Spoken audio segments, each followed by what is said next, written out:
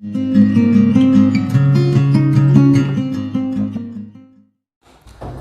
Dear students, welcome to my channel Jai maths ज्ञान।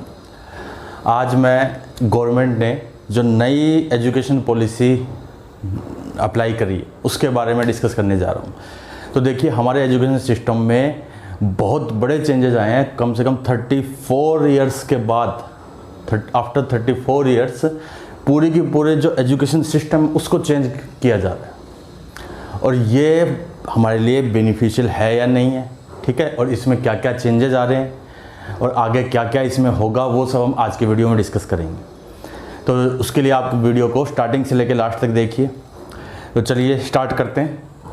New education policy 2020। तो policy के बारे में जानने से पहले मैं आपको लोगों को ये रिक्वेस्ट करता हूँ कि आप फटाफट वीडियो को लाइक कीजिए, और अगर आप चैनल पे फर्स्ट टाइम आए हो तो इस चैनल को सब्सक्राइब कीजिए, ताकि एजुकेशन से रिलेटेड जितनी भी तरह की नई वीडियोस हैं वो आपको टाइम टू टाइम मिलती रहे। चलिए स्टार्ट करें। New education policy 2020। अब देखिए, अभी तक जो एजुकेशन सिस्टम चल रहा था वो चल रहा था 10+2 टाइप से, यानी हमने 1 से लेके 10 तक की पढ़ाई करी, सारी स्टडी करी। उसके बाद +2 11 12 में हमने स्ट्रीम डिसाइड करी, physics, chemistry, science, arts and commerce, ऐसे स्ट्रीम डिसाइड करी और उस स्ट्रीम में हम आगे गए। लेकिन अब उस पूरे सिस्टम को क्या कर दिया, ख़त्म कर दिया कि ऐसा नहीं है, 10+2 सिस्टम क्लोज। क्या किया है, ये वाला प्रोग्राम अप्लाई किया है इस बार, 5+3+3+4 इयर्स। ये अब ये क्या चीज़ है, इसके बारे में बात करते हैं। तो सबसे पहले तो 5 क्या है, इसको बोलते हैं फाउंडेशन स्टेज। ये किसके लिए, प्ले स्कूल, नर्सरी, ठीक है, LKG UKG वो सब, और ग्रेड 1 एंड ग्रेड 2, यानी जो प्ले स्कूल है वो प्लस में first class and second class, उनके बच्चों के लिए है फाउंडेशन स्टेज, जो 5 इयर्स, ठीक है। प्ले स्कूल के 3 इयर्स हो गए, 1 फर्स्ट ग्रेड का 1 ईयर, सेकंड ग्रेड का 1 ईयर, तो ये उसके लिए। और ये है कब से, 3 से लेके 8 इयर्स तक के, जो 3 से 8 इयर्स तक के स्टूडेंट्स हैं हमारे पास, उन बच्चों के लिए है फाउंडेशन स्टेज। अब उसमें कराएंगे क्या चीज़ होगी उसमें, तो देखो उसमें क्या है, उसमें गवर्नमेंट ने बताया है कि preparatory class Bal Vatika for children below the age of 5 with an ECCE qualified teachers, ठीक है, यानी बच्चों को जो 5 साल से कम के बच्चे हैं उनको ECCE क्वालिफाइड टीचर्स क्या करेंगे, उनको सब पढ़ाएंगे, ठीक। अब ECCE क्या है, ECCE है early childhood care and education. तो इसके अकॉर्डिंग इसका जो सिलेबस होगा वो NCERT डिसाइड करेगी, और उसके बेस पे फिर बच्चों को स्टडी कराई जाएगी। और इसका फोकस क्या होगा, focus would be on development of language skill. जो बच्चा है वो बोलना सीखे, लैंग्वेज सीखे, ठीक है, उसके ऊपर उसका फोकस किया जाएगा इसके अंदर पूरे में। और भी बहुत सी चीज़ें हैं, लेकिन मैंने जो बेसिक जो मेन पॉइंट्स हैं वो मैंने निकाले हैं पूरे PDF के अंदर से, मैंने पढ़ा उसको, मेरे को जो मेन पॉइंट्स लगे मैंने वो सब यहाँ पे लिस्ट किए हैं। तो ये तो हुआ 5 इयर्स का प्रोग्राम आपका फाउंडेशन स्टेज का, ठीक है। इसमें क्या होगा, बच्चा आ जाएगा सेकेंड क्लास के अंदर। उसके बाद 8 से लेके 11 साल तक के जो बच्चे हैं, यानी 3rd से लेके 5th, 3rd क्लास से 5th class, 3rd to 5th grade के लिए है 3 इयर्स प्रोग्राम आगे, प्रिपरेटरी स्टेज, जिसको बोला है प्रिपरेटरी स्टेज। अब प्रिपरेटरी स्टेज में क्या है, प्रिपरेटरी स्टेज में है कि बेसिक लिटरेसी एंड न्यूमेरिसी, यानी बच्चा जो है बेसिक जो पढ़ना राइट करना, ठीक है, न्यूमेरिसी यानी जो न्यूमेरिक है, बेसिक जो मैथ है, एडिशन सब्ट्रैक्शन वगैरह, ये सब वो उस टाइम तक सीख जाए इसके अंदर। फिर इसमें गवर्नमेंट ने ये भी कहा है कि 3 लैंग्वेजेस हैं वो भी सिखाई जाएगी, वो हर स्टेट खुद डिसाइड करेगा कि कौन सी लैंग्वेज, ठीक है। और ये भी हो सकता है कि जैसे अगर हम राजस्थान में, तो ऐसा भी हो सकता है कि स्टेट गवर्नमेंट ये डिसाइड कर दे कि एक हिंदी लैंग्वेज, एक इंग्लिश लैंग्वेज और प्लस एक राजस्थानी लैंग्वेज, ऐसे भी कर सकते हो। और सपोज आप पंजाब में हो तो ऐसा भी हो सकता है कि एक लैंग्वेज हिंदी, एक इंग्लिश और एक पंजाबी कर दें, ठीक है। तो इस टाइप से कोई भी 3 लैंग्वेज उन स्टूडेंट को सिखाई जाएगी इसमें। और स्कूल, नेक्स्ट पॉइंट है school can teach in mother tongue and regional language, यानी फर्स्ट प्ले स्कूल से लेके यहाँ तक 5th क्लास तक हर स्कूल अपनी रीजनल लैंग्वेज में, ठीक है, या अपनी मदर टंग में, मातृभाषा में वो बच्चे को पढ़ा सकते हैं। यानी आप हिंदी में भी पढ़ा सकते हो, आप राजस्थानी में भी, आप अगर आपकी वहाँ पर पंजाबी लैंग्वेज है तो पंजाबी लैंग्वेज में भी बच्चा पढ़ सकता है, ठीक है। तो ये तो कितना हुआ 5th ग्रेड तक का। अब 5th ग्रेड के बाद देखो ये 5+3 इतना तो हो गया, फिर 3+4। अब 3+4 क्या चीज़ है? 3 है मिडिल स्टेज, ये किसके लिए? 6 to 8th ग्रेड, यानी 6th क्लास से लेके 8th क्लास तक, ये है 6 to 8th ग्रेड। अब गवर्नमेंट ने इसमें क्या डिसाइड किया? इसमें सबसे पहली बात जो अच्छी चीज़ करी है वो कोडिंग क्या कर दी? मैंडेटरी कर दी। यानी हर बच्चा अब के बाद से जब भी ये इम्प्लीमेंट हो रहा है, आई होप नेक्स्ट ईयर ही से ही इम्प्लीमेंट हो जाए या इसी साल से इम्प्लीमेंट हो जाए, तो 6th क्लास के हर स्टूडेंट क्या करेगा? जो कंप्यूटर की लैंग्वेज है, फॉर एग्जांपल C++ है, जावा है, .NET है, इस टाइप की जो कोडिंग है वो वहाँ से सीखना स्टार्ट कर देगा। इससे बेनिफिट क्या होगा? इससे बेनिफिट ये होगा कि 6th क्लास से अगर बच्चा सीखना स्टार्ट करता है तो 12th क्लास और अगर अपने फाइनल ईयर, यानी जब उसकी एजुकेशन पूरी होती है 18 साल तक, तब तक वो बच्चा क्या होगा? कंप्यूटर के अंदर काफ़ी अच्छी नॉलेज रखेगा और इसी के बेस पे वो कंप्यूटर फील्ड में और प्लस जो टेक्निकल फील्ड है उसमें बहुत अच्छी ग्रोथ कर पाएगा, ठीक है। तो एक तो ये तो कोडिंग तो क्या मैंडेटरी है, ये करनी ही पड़ेगी। जैसे अभी तक क्या था, हिंदी लैंग्वेज और इंग्लिश, हिंदी जो सब्जेक्ट था, एक हिंदी इंग्लिश सब्जेक्ट था, ये क्या कर रखे थे? मैंडेटरी कर रखे थे। तो उसी टाइप से कोडिंग क्या हो गया? मैंडेटरी है, ये करना ही होगा हर किसी को 6th क्लास से, जो कि काफ़ी अच्छी चीज़ करी है गवर्नमेंट ने। उसके बाद जैसे ही आप इसमें आओगे मिडिल स्टेज, यानी 6th क्लास में जैसे ही आप आए तो आपको हर सब्जेक्ट का क्या दिया जाएगा? इंट्रोडक्शन दिया जाए हर सब्जेक्ट का। हर सब्जेक्ट मीन्स यही सब्जेक्ट नहीं, जितने भी तरह के सब्जेक्ट हैं, मैं ऐसे सब्जेक्ट बताता हूँ जैसे आर्ट्स एंड क्राफ्ट, हो सकता है आपने नहीं सुना हो, फैशन डिजाइनिंग, ठीक है, और ह्यूमैनिटीज़, तो जितने भी यही सब्जेक्ट नहीं, फिजिक्स केमिस्ट्री ही नहीं, मतलब फिजिक्स केमिस्ट्री छोड़िए, साइंस, मैथ, सोशल साइंस, ठीक है, Hindi, English, history, political science, यही, इसके अलावा भी बहुत सारे सब्जेक्ट हैं। हर सब्जेक्ट का आपको इंट्रोडक्शन दिया जाएगा ताकि आप हर सब्जेक्ट के साथ फैमिलियर हो सकें, ठीक है, जितने भी तरह के सब्जेक्ट हैं। और फिर इसी टाइम पीरियड में, यानी 6 से लेके 8th ग्रेड में आपको जो छोटे छोटे प्रोजेक्ट्स दिए जाएंगे जो प्रैक्टिकल नॉलेज के लिए, ठीक है, छोटे छोटे प्रोजेक्ट दिए जाएंगे प्रैक्टिकल नॉलेज के लिए, ताकि आपकी केवल रट्टाफिकेशन ही नहीं, आप उन चीज़ों को समझ भी सको। देखो ये सब जो चेंज हुआ ना, ये इसके पीछे सबसे बड़ा जो रोल है वो ये है, ताकि ये जो रट्टाफिकेशन याद करके बैठ गए, ठीक है, और फिर हो सकता है एग्ज़ाम में भूल गए, तो जो रट्टा करने की जो प्रवृत्ति थी वो क्या करी जाए? हटाई जाए। आपकी कंसेप्ट पे कितनी पकड़ है यही चेक की जाएगी। हम ऐसा नहीं कि एक आपने कल एग्ज़ाम है, आपने एग्ज़ाम से 10 दिन पहले क्या किया? याद करना शुरू कर दिया, ठीक है, याद कर लिया, अच्छी तरह याद कर लिया 2 बार 3 बार, फिर आप एग्ज़ाम देने जाते हो। अब आपके माइंड में क्या चलता है बच्चों के, कि ऐसा ना हो कि एग्ज़ाम के टाइम पे जो क्वेश्चन आया मैंने याद भी किया लेकिन अब भूल जाऊँ। ये भी तो होती है, पेरेंट्स भी यही सोचते हैं, माता पिता क्या सोचते हैं हमारे, कि बच्चा पेपर देने गया कि उसको सब याद रहे, उसको सब याद रहे। हम सब ये सोचते हैं याद रहे, हम सब ये नहीं सोचते कि हमें समझ आया हुआ है, हम आराम से कर सकते हैं। तो ये याद रहने वाली जो चीज़ें थी, यही गवर्नमेंट क्या कर रही है? हटाने की कोशिश कर रही है।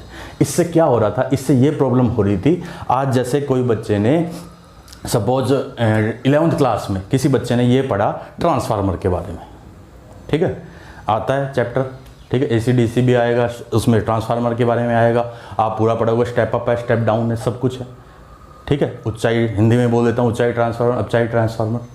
लेकिन जब आप गली में से निकलते हो, आप ट्रांसफार्मर देखते हो, आपको ये नहीं पता कि ये क्या है।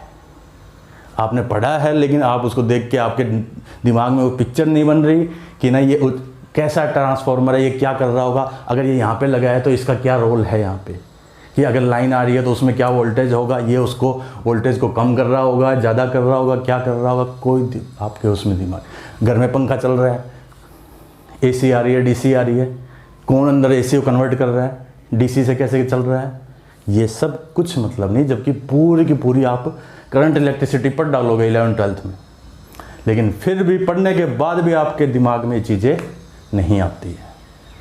और चलो आपके दिमाग में आ भी गई चीज़ें, फिर आपने क्या किया, ग्रेजुएशन कंप्लीट कर ली। ग्रेजुएशन कंप्लीट करने के बाद अब गवर्नमेंट सर्विस की तैयारी कर रहे हो, ठीक है। गवर्नमेंट सर्विस में क्या आ रहा है, जनरल नॉलेज आ रही है, सपोज राजस्थान जीके आ रहा है या फिर वर्ल्ड जीके आ रहा है, ठीक। लेकिन उन चीज़ों का आप अब क्या पढ़ रहे हो, वो सब पढ़ रहे हो, लेकिन उस एग्ज़ाम में जो आप पहले पढ़ के गए हो, क्या इसका रोल है? कोई रोल नहीं है इसका। तो अब एजुकेशन सिस्टम को इसी टाइप से बनाया जा रहा है ताकि जो आप जिस फील्ड में आप जाना चाहते हो आप उसी को पढ़ो, बाकी फालतू की चीज़ें आपको ना पढ़नी पड़े। तो उसी को एम रखते हुए ये नया जो है नई पॉलिसी गवर्नमेंट लेके आई। तो चलो हम ये बात कर रहे थे कि small projects with practical knowledge, यानी आपको छोटे छोटे प्रोजेक्ट्स दिए जाएंगे जिससे आपकी उस सब्जेक्ट किससे रिलेटेड क्या हो, नॉलेज बढ़ सके। तो ये होगा 6 to 8th ग्रेड में। अब आते हैं secondary stage 9 to 12th grade, ये सबसे इंपॉर्टेंट है।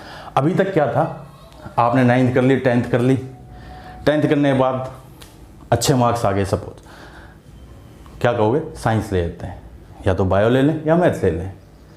पेरेंट्स क्या कहेंगे, साइंस लो, चाहे खुद को कॉमर्स में इंटरेस्ट हो, ठीक है, या फिर हिस्ट्री में इंटरेस्ट हो, लेकिन फिर भी नहीं, साइंस ही लेंगे। क्यों?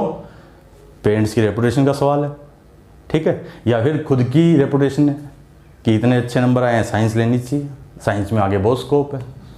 बट ये नहीं पता कि साइंस से ज़्यादा भी और भी सब्जेक्ट्स में स्कोप है, ठीक है। तो अब लेकिन ऐसा नहीं है, अब क्या है कि 9th के बाद जैसे ही आप आओगे 9th में, 9 to 12th ग्रेड, ये सेकेंडरी स्टेज, इसमें क्या है, मल्टी डिसिप्लिनरी स्टडी, यानी आपके पास ये ऑप्शन रहेगा कि आप साइंस में, साइंस तो ख़त्म ही हो जाएगा पूरा, यानी आप मैथ भी ले सकते हो, बायो भी ले सकते हो, आप हिस्ट्री भी ले सकते हो, आप फैशन डिजाइनिंग भी ले सकते हो, आप मैथ भी ले सकते हो, आप फिजिक्स भी ले सकते हो, तीनों एक साथ ले लो, यानी आप जो चाहो वो सब्जेक्ट चूज कर सकते हो। मल्टी डिसिप्लिनरी स्टडी का मतलब तो यही है कि आप जरूरी नहीं कि एक ही कोई सब्जेक्ट रखो, कि आप ऐसा भी है कि आर्ट्स का कोई सब्जेक्ट एक उठाया आपने, सपोज आपने आर्ट्स से ह्यूमैनिटीज़ उठा लिया, और साइंस से आपने उठा लिया, फिजिक्स उठा लिया, और कॉमर्स से आपने उठा लिया अकाउंट्स, तो तीनों को भी आप एक साथ पढ़ सकते हो। तो इसका सबसे बड़ा बेनिफिट ही यही है कि अब ऐसा कुछ नहीं है कि एक ही सब्जेक्ट हमें साइंस के अंदर ही जाना है, या फिर आर्ट्स के अंदर ही जाना है, या फिर कॉमर्स के अंदर ही जाना है, ऐसा ज़रूरी नहीं है।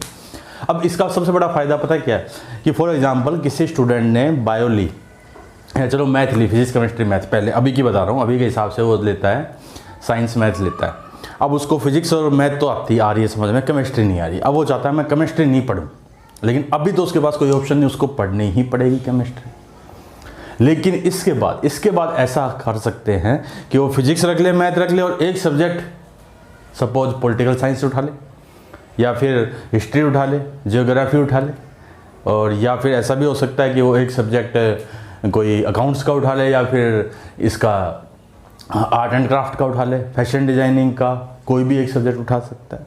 तो सबसे बड़ा बेनिफिट यही है कि अगर आपकी किसी भी पर्टिकुलर सब्जेक्ट में वो है, इंटरेस्ट है, रुचि है, तो आप उसके अंदर जा सकते हो। That's very best. ये इस चीज़ की सबसे अच्छी जो इन्होंने जो चेंज किया, वो सबसे अच्छा चेंज यहाँ पर और कॉलेज के अंदर, दो ही चेंज बहुत अच्छे चेंजेस हैं अभी के हिसाब से, तो जो मेरे को लगा कि ये होने चाहिए थे। और वो क्या है, मल्टी डिसिप्लिनरी स्टडी। अब इस स्टडी का इसमें जो पढ़ेंगे, ये ऐसा नहीं कि फिजिक्स पढ़ रहे हो तो वही आपको बता दिया कि लिखा दिया ये होता है, ऐसे आपने उसको लिख लिया बोर्ड पे देख के, और फिर उसको अगले दिन रट्टा मार लिया कि सर पूछ लेंगे, या फिर अगले नेक्स्ट 10 डेज़ के बाद आपका एग्ज़ाम है, सेशनल है, और आप उसके लिए उसको रट्टा मार के आ गए और आपने वो डेरिवेशन पूरा का पूरा लिख दिया, आपको मार्क्स मिल गए। ऐसा नहीं। जो एग्ज़ाम होंगे उनका फोकस, यानी जो क्लास का जो फोकस होगा वो किस पे होगा, focus would be on greater critical thinking and flexibility, यानी आपकी जो थिंकिंग पावर है, यानी आपकी कॉन्सेप्चुअल जो स्टडी है उस पर ज़्यादा फोकस होगा। एग्ज़ाम भी अगर होगा तो वो एग्ज़ाम भी इसी टाइप से ही होगा कि practical knowledge plus theoretical knowledge, और थ्योरेटिकल नॉलेज लेस होगी, प्रैक्टिकल नॉलेज ज़्यादा होगी, ठीक है। और जो थ्योरेटिकल होगी तो वो भी कॉन्सेप्चुअल होगी, रट्टे पे नहीं। रट्टा मारना ख़त्म, रट्टा मारने वाला सिस्टम गवर्नमेंट ख़त्म करवा रही है, ठीक है। उसके बाद each subject in 2 level, her subject के 2 लेवल होंगे। 2 लेवल कैसे, एक बेसिक और एक हायर। अगर आप मैथ्स भी पढ़ रहे हो तो मैथ्स भी क्या होगी, बेसिक मैथ होगी और एक हायर मैथ होगी। अब वो जिसको सपोज इंजीनियरिंग फील्ड में जाना है आगे, तो उसको तो हायर मैथ लेनी ज़रूरी होगी। इस टाइप से हर सब्जेक्ट के 2 लेवल होंगे, एक बेसिक लेवल और एक हाई लेवल। और अगर आपको उस सब्जेक्ट के अंदर आगे जाना है तो आपको उस सब्जेक्ट का हायर वर्जन तो पढ़ना ही पड़ेगा, ये ज़रूरी होगा। उसके बाद बोर्ड एग्ज़ाम। अभी जो बोर्ड एग्ज़ाम का जो प्रेशर है बच्चों पे, ठीक है, ये बहुत ज़्यादा है। इसको भी गवर्नमेंट क्या कर रही है, कम कर रही है। कैसे, साल में 2 बार एग्ज़ाम होंगे सेमेस्टर टाइप, ठीक है। और उन 2 एग्ज़ाम्स, वो 2 एग्ज़ाम्स भी कैसे होंगे, दोनों तरह के, ऑब्जेक्टिव प्लस सब्जेक्टिव, दोनों तरह के एग्ज़ाम होंगे। और उन एग्ज़ाम में भी क्या होगा, प्रैक्टिकल नॉलेज के बेस पे ज़्यादा क्वेश्चंस होंगे। यानी जो एग्ज़ाम होगा, कंडक्ट होगा, वो भी इस टाइप का एग्ज़ाम कंडक्ट होगा कि उसमें केवल वही बच्चे आगे आ पाएँ जो कॉन्सेप्चुअल प्लस पूरा समझ के जो पढ़ रहे हैं। रट्टा मारने वाला एग्ज़ाम नहीं आएगा कभी, ठीक है। तो 2 तरह के एग्ज़ाम होंगे, साल में 2 बार होंगे। और इसका जो रिजल्ट आएगा, वो रिजल्ट भी कैसे होगा, देखो जो आपने अब तक जितना भी आपने पढ़ा उसके बेस पे आपका एक 360 डिग्री होलिस्टिक रिपोर्ट कार्ड बनेगा। अब इस क्या है, इसको भी 3 पार्ट में डिवाइड करेंगे इस रिपोर्ट कार्ड को, कि अब तक आपने जो सीखा है पूरे, कब से लेके यहाँ से लेके यहाँ तक जो आपने सीखा 12th ग्रेड तक, इसमें आप कहाँ स्टैंड कर रहे हो, आपकी ग्रोथ जो रेट रही है, आपकी लर्निंग की रेट, ठीक है, वो कैसी रही है, आपके टीचर्स के उसके पे क्या विचार हैं, उसके बेस पे आपको ग्रेड मिलेगी। आपके खुद के आपके अंदर क्या विचार हैं, आपके क्या डेवलपमेंट हो रहा है आपके अंदर, ठीक है, किस सब्जेक्ट के बेस पे आपका अच्छा स्कोर कार्ड आ रहा है, तो वो सब चीज़ें उसमें मेंशन होगी। प्लस आपके जो क्लासमेट्स हैं, आपके जो सहपाठी हैं, साथ पढ़ने वाले जितने भी लोग हैं, तो वो आपके बारे में क्या विचार रख रहे हैं, तो उसके बेस, इन तीनों के बेस पे एक रिपोर्ट कार्ड आपका तैयार होगा। उसमें भी मार्क्स नहीं होंगे, दैट क्या होगा, उसके अंदर ग्रेड होगी। वो रिपोर्ट कार्ड ही डिसाइड करेगा। और इसके अंदर आपको जो सिखाया जाएगा, तो उसमें इस टाइप का सिखाया जाएगा कि आप किसी एक पर्टिकुलर फील्ड के अंदर आगे जा पाओगे। और वो टीचर जो आपके जो मेंटर या टीचर जो भी होंगे, वो ही ये डिसाइड करके बताएंगे कि ये स्टूडेंट इस फील्ड के अंदर अच्छा है। ये जो आपका रिपोर्ट कार्ड होगा वो यही चीज़ बताएगा कि सपोज ये स्टूडेंट की फिजिक्स के अंदर अच्छी पकड़ है, या ये स्टूडेंट इसके अंदर हिस्ट्री के अंदर अच्छा है, ये पॉलिटिकल साइंस में अच्छी पकड़ रखता है, इस टाइप से। तो ये हुआ किसका, सेकेंडरी स्टेज का, यानी 12th तक। तो 12th तक का अब जो होगा वो ये, यानी अगर न्यू पॉलिसी अगर सेम टू सेम ऐसे ही अप्लाई हो रही है, तो फिर इस टाइप का पूरा सिस्टम होगा। और इस सिस्टम के थ्रू हमारे जो बच्चे हैं देश के, वो भी चीन और जापान की तरह आगे आ पाएंगे। यानी हर स्टूडेंट के अंदर एक कुछ ना कुछ ऐसा कैलिबर होगा, ऐसी कुछ के अंदर वो होगी। हर किसी कहते हैं ना, हर किसी के अंदर एक छिपा हुआ टैलेंट होता है, तो वो टैलेंट हमें यहाँ पता लग जाएगा कि ये बच्चा इस फील्ड में आगे जाएगा। सपोज कोई सिंगिंग में आगे जाना चाह रहा है, उसको भी पता ही नहीं कि मैं अच्छा गाता हूँ, तो वो जब सब तरह की क्लासें होगी स्पोर्ट्स वगैरह की, तो वो चीज़ें उसमें बाहर आ जाएगी। और हाँ, मैंने यहाँ पर स्पोर्ट्स और इनका जिक्र नहीं किया, तो उन सब पे भी पूरा का पूरा फोकस रहेगा, हर चीज़ पे। एक्स्ट्रा करिकुलर एक्टिविटीज़ जो हैं उसके अंदर स्पोर्ट्स पर भी हर तरह का फोकस रहेगा। तो ये तो बताया आपको 12th तक। अब बात करते हैं कॉलेज। तो कॉलेज में भी काफ़ी चेंजेस किए हैं।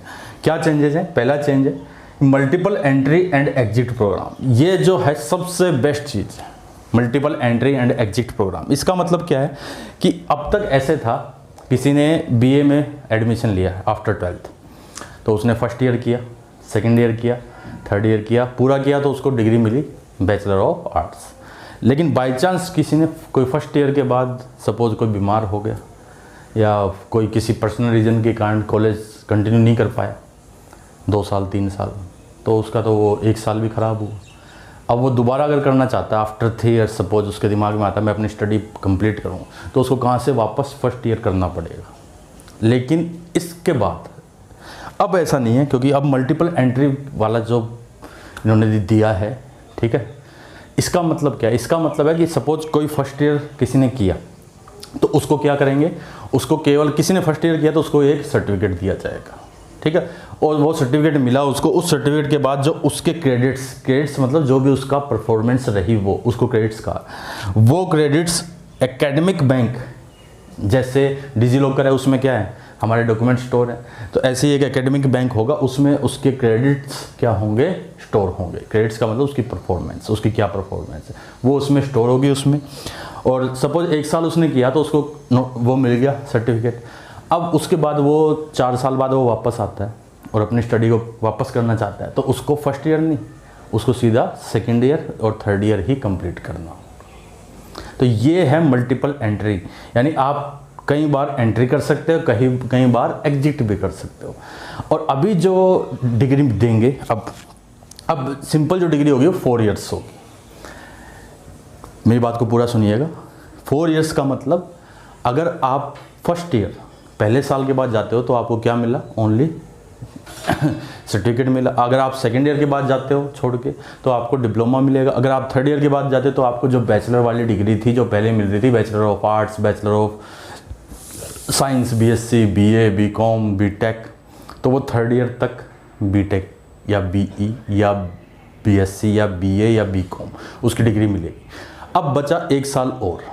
अगर आप बीएससी भी कर रहे हो तो भी अगर आप नेक्स्ट ईयर भी करते हो, अगर कंप्लीट करते हो, वो नेक्स्ट ईयर किसके लिए रिजर्व किया है, रिसर्च के लिए रिजर्व किया नेक्स्ट ईयर। यानी अगर आप नेक्स्ट ईयर भी करते हो तो आपको बीएससी इन रिसर्च ये वाली डिग्री आपको मिलेगी।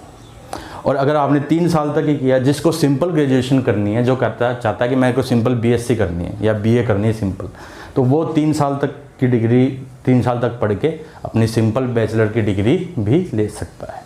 और कोई अगर आगे पढ़ना चाहता है रिसर्च के पॉइंट ऑफ व्यू से, तो फिर वो 4th ईयर कंटिन्यू करके जो भी आपकी बैचलर डिग्री है वो रिसर्च के साथ ले सकता है। यानी आप 4 साल की जो भी डिग्री है उसमें कभी भी एंट्री ले सकते हो, कभी भी एग्जिट ले सकते हो। कभी भी का मतलब ये नहीं कि आप 50 साल बाद आए और आके कहे कि अब मेरे को वापस अपनी जो स्टडी वो कंप्लीट करनी है। एक फिक्स टाइम पीरियड होगा, उस टाइम पीरियड के अंदर आप वापस आ सकते हो और अपनी स्टडी को कंटिन्यू कर सकते हो।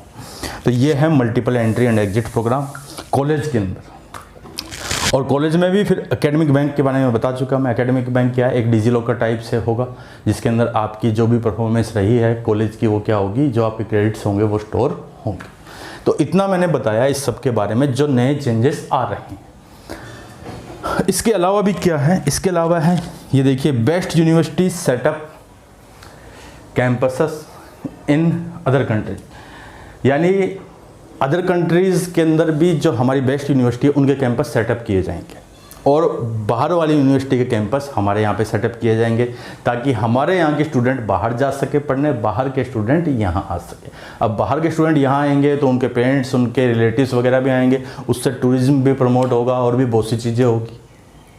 ठीक है, तो बेस्ट यूनिवर्सिटी एक ये भी पॉइंट गवर्नमेंट ने दिया है कि हमारे बच्चे भी बाहर जाके पढ़ सकेंगे। फिर है मल्टी डिसिप्लिनरी इंस्टीट्यूशन। अभी तक जैसे आईआईटी है वो क्या करा रहा था, ओनली इंजीनियरिंग की डिग्री दे रहा था, लेकिन अब आईआईटी क्या करेगा, आईआईटी के अंदर art and craft, fashion designing, arts, humanities, इस टाइप की सभी तरह के कोर्सेस अवेलेबल होंगे। सपोज कोई स्टूडेंट गया आईआईटी के अंदर, एडमिशन मिला उसको, सपोज इलेक्ट्रिकल इंजीनियरिंग कर रहा है, अब उसको वो ये चाहता है कि मैं इसमें फैशन डिज़ाइनिंग में भी आगे करना चाहता हूँ या चाहती हूँ, फॉर एग्जांपल उसका उसमें इंटरेस्ट है। या फिर कोई स्टूडेंट ऐसा जो सोचता है कि मेरा म्यूजिक में इंटरेस्ट है, मैं म्यूजिक के अंदर भी जाना चाहता हूँ, तो फिर उसके लिए क्या है, उसके लिए तो कोई ऑप्शन ही नहीं था अब तक, लेकिन अब होगा। अब हर इंस्टीट्यूशन में क्या होगा, इस टाइप के प्रोग्राम्स भी होंगे, ताकि हर स्टूडेंट अपने, अगर कोई उसका और भी इंटरेस्ट है तो वो उसको भी साथ साथ कंटिन्यू कर सके। और इसके लिए बाकायदा हर तरह का आगे जो भी है इंफ्रास्ट्रक्चर यूनिवर्सिटीज़ को कहा जाएगा कि वो इस टाइप का है तो अच्छी बात, नहीं है तो उस चीज़ को डेवलप करें। फिर नेक्स्ट है कि UGC and AICT, all India council of technical education and UGC union grant commission, दोनों ही क्या हो जाएंगे, हायर एजुकेशन इसके अंदर HECI के अंदर मर्ज हो गए। यानी अब ये नहीं होंगे, केवल एक ही होगा HECI जो इन दोनों को ही डील करेगा। फिर है यूनिवर्सिटीज़ नेम कंटेंट्स ग्रेड। अब तक यूनिवर्सिटी जैसे आप नाम से जानते थे, राजस्थान यूनिवर्सिटी है ना, Jodhpur national university, Punjab university, इस टाइप से हैं। लेकिन अब उसके बाद यूनिवर्सिटी के नाम ही नहीं, यूनिवर्सिटी के साथ उनके ग्रेड भी होंगे, A+ grade, A++ grade, B grade, B+ grade, इस टाइप की। तो उससे क्या होगा, हर स्टूडेंट को यूनिवर्सिटीज़ को आइडेंटिफाई करने में इम्पोर्टेंस मिलेगी, हेल्प मिलेगी, सॉरी इम्पोर्टेंस नहीं, हेल्प मिलेगी। जो बहुत सी यूनिवर्सिटी ऐसी है जो कमिटमेंट कुछ करती है लेकिन उन कमिटमेंट्स को पूरा नहीं करती, यानी कुछ वादे किए जाते हैं आपके साथ, ऐसा होगा आप एडमिशन लीजिए। बहुत सारी प्राइवेट यूनिवर्सिटी ऐसी करती है, लेकिन हम उन कुछ बच्चे होते हैं जो उनके इस झांसे में आ जाते हैं और एडमिशन ले लेते हैं। बाद में पता चलता है कि ये फैसिलिटी नहीं है, वो फैसिलिटी नहीं है, इस टाइप की है। तो इन चीज़ों से बचने के लिए यूनिवर्सिटी, हर यूनिवर्सिटी के नाम के आगे ग्रेड होगा। और ऐसा नहीं है, हर यूनिवर्सिटी खुद ही डिसाइड कर लेगी कि मैं ग्रेड मैं ही दूँ, ग्रेड वो नहीं देगी। ग्रेड एक जो ये होगा हायर एजुकेशन, ये वाला HECI, ये उन यूनिवर्सिटीज़ को ग्रेड देगा, ठीक है। तो उस ग्रेड के बेस पे हम डिसाइड कर पाएंगे कि कौन सी यूनिवर्सिटी ज़्यादा अच्छे लेवल पे है, कौन सी यूनिवर्सिटी उसके कंपैरिजन में कम है, और हम दो या दो से ज़्यादा यूनिवर्सिटियों के बीच में भी कंपेयर कर पाएंगे उससे। उसके बाद आता है फ़ी कैप। फ़ी कैप का मतलब है कि जितने भी कोर्सेस हैं, चाहे वो प्रोफेशनल, नॉन प्रोफेशनल, किसी भी तरह के कोर्स, ठीक है, हर कोर्स की एक जो फीस होगी वो फिक्स होगी। यानी फ़ीस को क्या किया, एक फिक्स उस पर कर दिया कि इससे ज़्यादा कोई फ़ीस उस कोर्स की नहीं ले सकता। इंडिया के अंदर फिक्स रहेगा कि मैक्सिमम फ़ीस इतनी होगी इसकी, इस फीस से ज़्यादा फ़ीस नहीं ली जा सकती। ये भी अच्छी बात है कि बहुत सी यूनिवर्सिटी अपने लेवल पे ही क्या करते हैं, फ़ीस को बढ़ा देते हैं, हर साल फ़ीस बढ़ती हैं। तो अब गवर्नमेंट ने डिसाइड कर दिया इतनी फ़ीस है तो इतनी ही फ़ीस है।